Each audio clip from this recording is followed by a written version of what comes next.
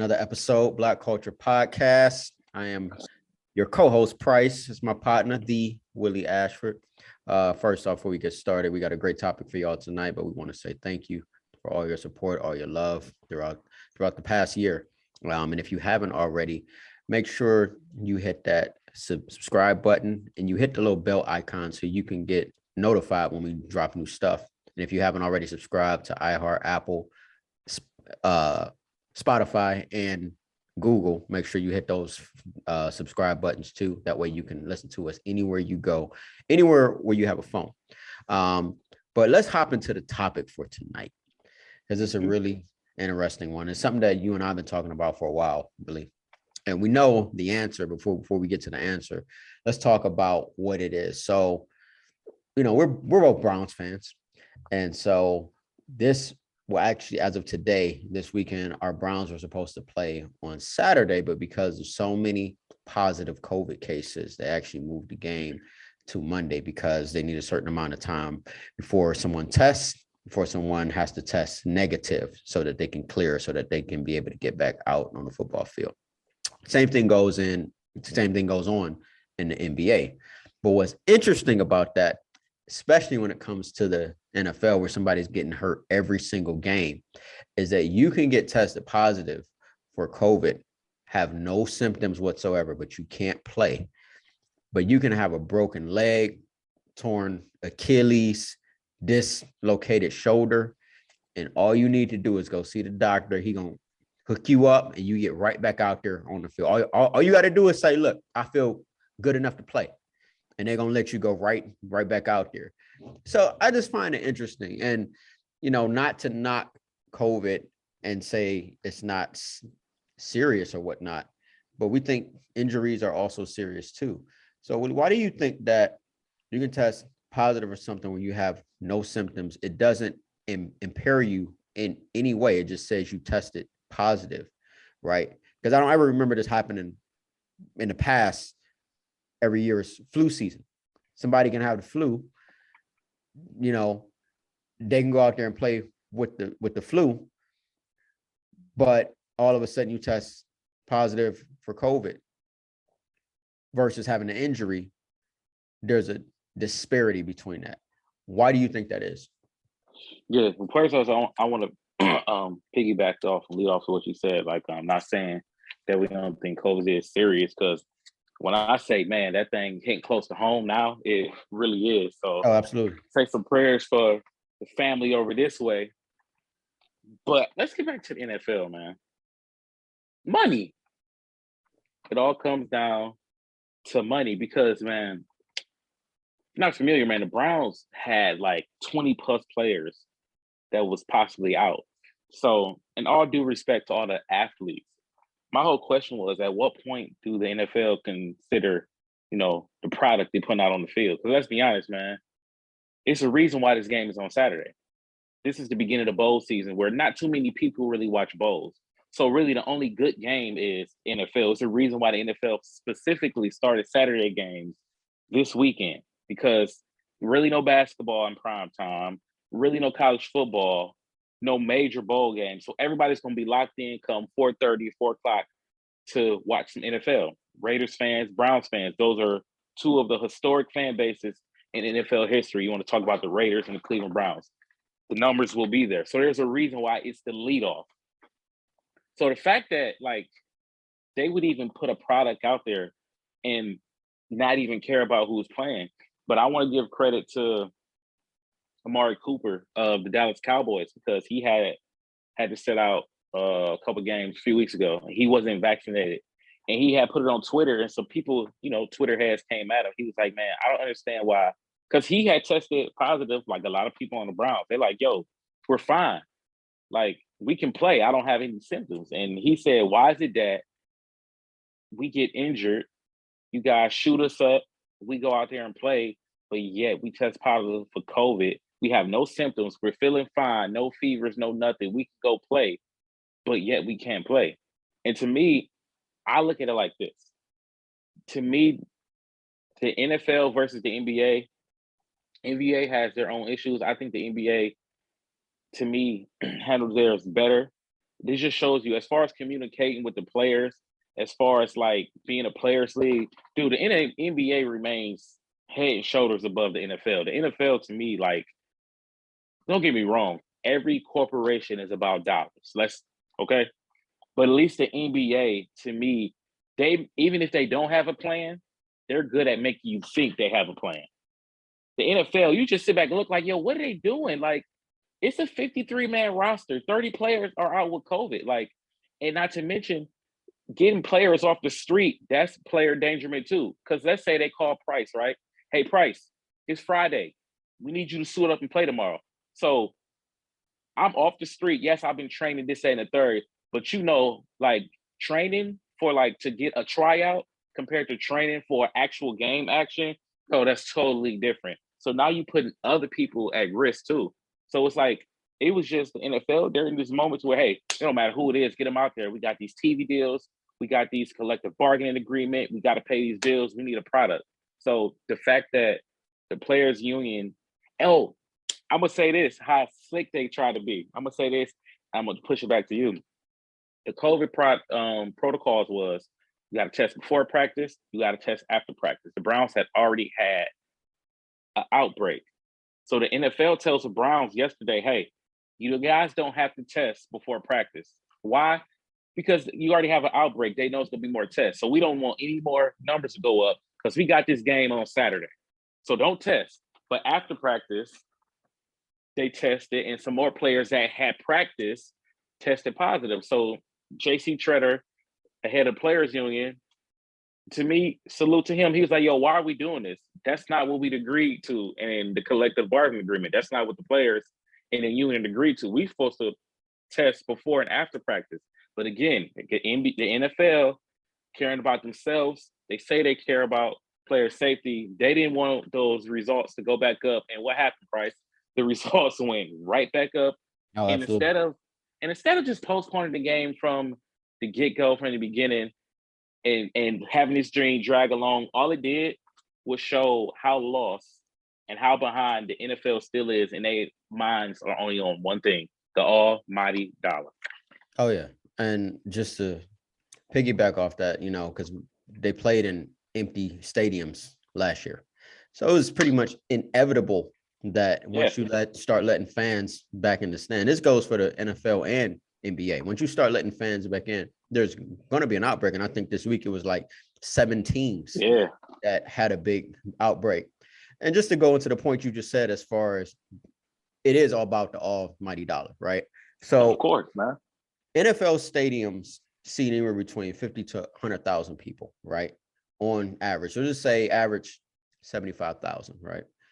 There is no mandate to go to those games. You don't have to present a negative COVID test to go to those games. If they really cared about, we've been to a couple, we know. Right, exactly. If they really cared, they would have did the same thing they did last year and said no fans. That is not literally. To mention, you got people high-fiving in games in each other's faces. They don't give a damn, man, bro. Oh no, I mean, like, look. It's always going to be about the money, but I want to take it further. If the government wanted to say, in order for you guys to play, no fans, you're going to have to require this, blah, blah, blah, blah, blah, because they're doing it for other corporations. They're making other corporations say your employees have to be vaccinated. Your employee, in order to fly from state to state. I don't know if it's like that for NFL players. I'm guessing airlines are going to make them have a mandate. I know probably a few teams have their own jets. So I don't know what the restrictions are for that. But in order to fly in this country, we ain't even talking about going outside of the country. You got to present a negative test. But in the NFL and NBA, if you're a fan and you want to go see and watch your team play amongst thousands of people, there is no restriction. So what do you think is going to happen to the players? Right. And I'm not saying that it came from the players, because it could have happened in the locker room, because at halftime, before the game, after the game, you got all kinds of people in and out of that locker room. So I kind of expected this to happen. But the fact that it took them this long to want to say, okay, let's postpone a game. Come on, man. I think in the future though too, to solve these problems like this, in the NFL, they say in sports, in all sports, they claim the brotherhood. In the NBA, I think you see more of the example of a brotherhood. And to me, a brotherhood meaning everybody's on the same page. I think in NFL, because you have no everybody's on such a different pay scale in NFL, right? So Price, you may be able to miss a game check. I may not be able to. So it's Yeah. kind of different, you know what I'm saying? So it's like I just think the NFL has to become a players league because the players know what they're talking about. Like, I agree. Like, yo, yeah, I tested, but I have no symptoms. Now, if you got symptoms, you got a temperature, this, that, and third. All right, go bubble up. But if you ain't got no symptoms, man, let them play, man. But Bro, listen, man, yeah. go ahead. No, go ahead and finish what you were saying. But I was just saying, like, I think that's the thing they gotta come on the same page with their players, man. The players are the ones that they're actually out there doing it. So maybe listening to them may be best for their business. Yeah. And you just said one thing, I'm gonna say this and we can move on, is the pay scale. Why isn't there money guaranteed? That's arguably the most dangerous sport we have. Why isn't there money guaranteed? So if I miss a game due to COVID, are you telling me that my money that I'm not going to get paid for that? Like, are you serious? Come on, man. Like, those are amongst the many changes that need to happen in the NFL. But yeah, bro. Let's talk about, I believe his name is Travis Hunter and Jackson State. I know you wanted to get into that. Yeah, man. So first off, man, if you haven't already, we got an episode out talking about Deion Sanders and how he brought the young lady Brittany Renner in to school the young boys. So listen, man, Deion Sanders did it again. He stole the number one recruit from Power Five schools, man. And listen, Allegedly. and Allegedly. yeah, let's So. not use the word stole. Okay. Um, Price and we are proud Ohio State fans. We are. But we are culture to the day we die. So we are all for HBCU kids, kids going to HBCU.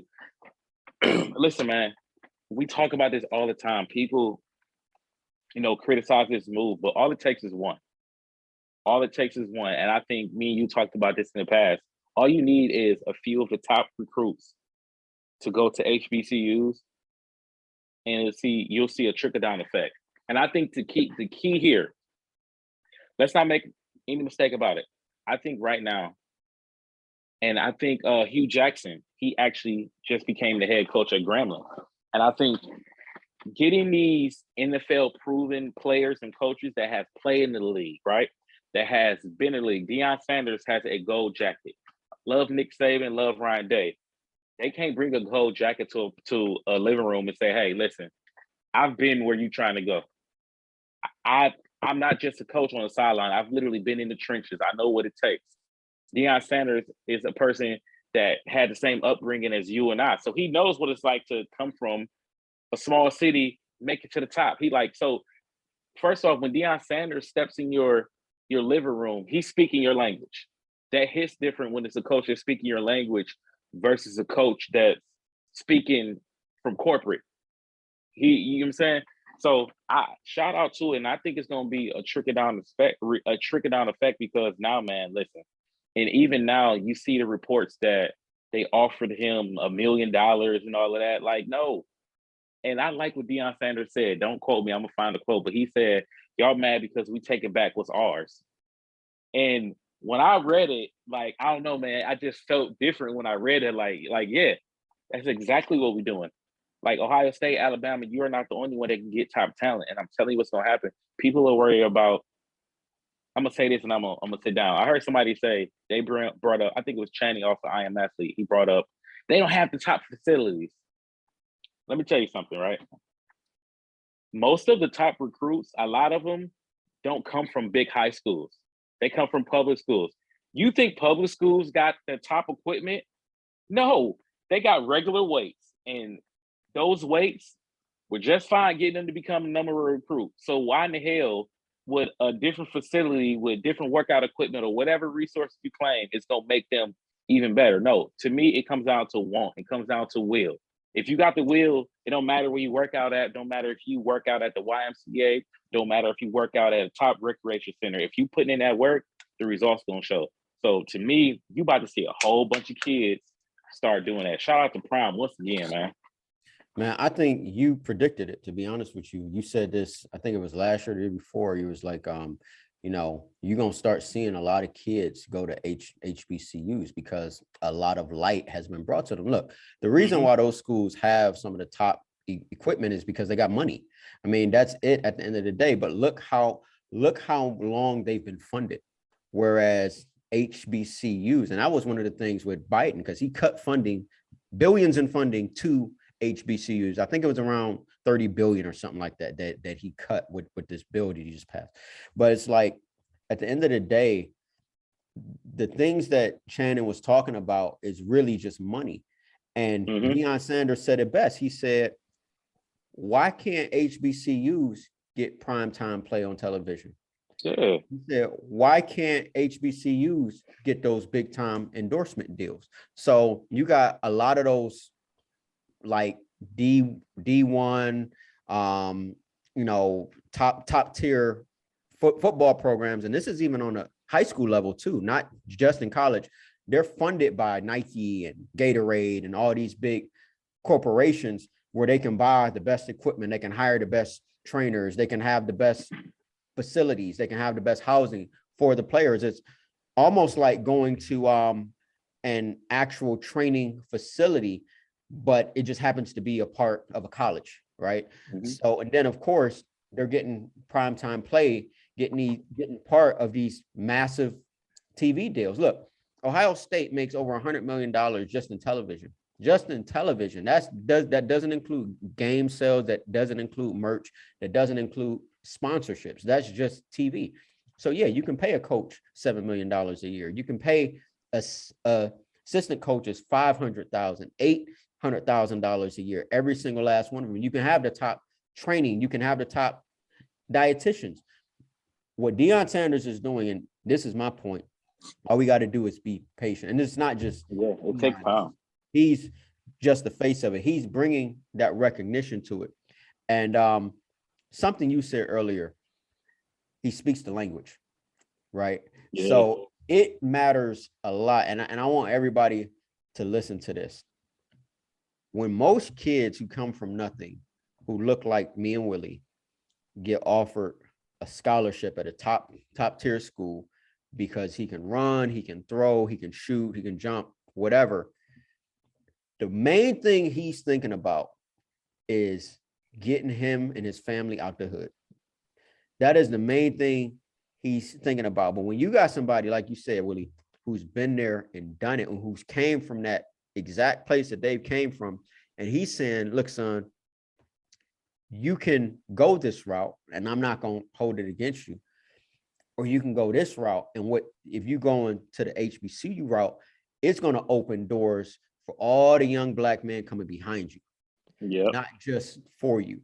And that is a language that I can guarantee you the Nick Sabans, the Ryan Days, the other coaches from Big 10, Big 12 schools, they're not speaking to these young men, and there's a lot more we can say about the topic, but we really just want to give Coach Prime his flowers because he said what he was going to do.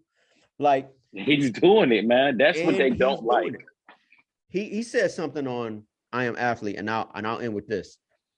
He was talking about how you have the combine, and he was talking about how usually only the kids from the Power 5 schools really get access to that. He said, man, I can make a call right now and I can say it's a 3-star, 4-star recruit. I don't care what school he comes from. That all comes from recommendation. And he said, I know all of the angles. And that's one of the benefit of having somebody like, if you're a great college coach, which you have some great coaches, regardless of what color they are, you can be a great college coach. Man, But that does not mean, and you know who I'm talking about, but that does not mean you're gonna go to the NFL and make a splash. You're gonna find your ass right back in college. When yep. you got somebody who was a great player, went to the league and is coming backwards, that speaks volumes. That speaks a lot. And that just goes to show how much he actually cares about those kids, because Coach Prime can be doing anything else right now. Man, this is what and I'm gonna end with these two things because I want you to touch on this really quick. Man, I can see Prime starting an HBCU combine. You know how many connections Black coaches, executives, Deion Sanders probably have connections with NFL. They can say, "Hey, we got a combine over here." You know what? You know what? I'm glad you said that. He said he didn't want to do that because he was about to. He said he didn't want to do that because he wanted it to be recognized on the same page Okay. with all the other combines. And he said, once I separate them, they're going to treat us different. And he said right. they're You know what? Yeah. already doing that. He didn't want that done. He said he believes that they're worthy to be included with all the other, with the official combines and not just it being an HB. So yeah, to your point, he said that he was going to do it, but he decided against it. Okay. Because we've seen some dudes that came from Power 5 schools that we know doggone well, bro, you only got drafted there because of absolutely the school, the name of the school. You listen, man. And I'm gonna end with this, man, because it's a double standard that a lot of people bring up. They try to point out the benefits of going to a Power 5 school versus a HBCU school. HBCU, right? But listen, they don't say that about people that come from North Dakota State or whatever. They didn't say that about Trey Lance when he came out of there. They didn't say that about Carson Wentz when he came out of a small school. It's only the HBCUs that they try to compare and say it's a disadvantage. But if a kid goes to North Dakota State or whatever, or another small college that's not considered an HBCU, they don't start doing that. It's just fine. Right. It's not. Look how much of a big deal they made out of it that this kid decided to go to Jackson State. They don't do that when kids decide to go to South Dakota State or other colleges like that. Right. And just to that point, you said, it's funny. One thing I just thought about, you said HBCU, which stands for Historically Black College University. Mm-hmm. Do you know how many HWCUs there are in this country? Come on, man. So here's a fun fact. A lot of people don't know the Ivy League is originally football. That's what it stands for. It's it's now athletic, but that's where football started, with the Ivy League. Before it even became professional sports, before there was an NFL, there was the Ivy League, and it was 8 colleges all on the East Coast. And that is where football really got its recognition. Now, those 8 schools happen to be some of the most prestigious schools in the world, but Harvard is literally the oldest higher education center of learning in the country. Why don't they call that a HWCU? Yeah, they did it to differentiate, right? Yeah. So, but if a kid goes to Harvard, which is definitely not known for being a top tier football school, right? We know Harvard is not a Power 5 ranking type school, right? But if a kid goes to Harvard, they don't make a big deal about that when it comes to them playing football. No, man. Right. And I don't know really, but when's the last time you heard of somebody going pro coming, like playing football, coming out of the Ivy League? No. You know what I'm saying? But how many Hall of Famers do you have coming out of HBCUs?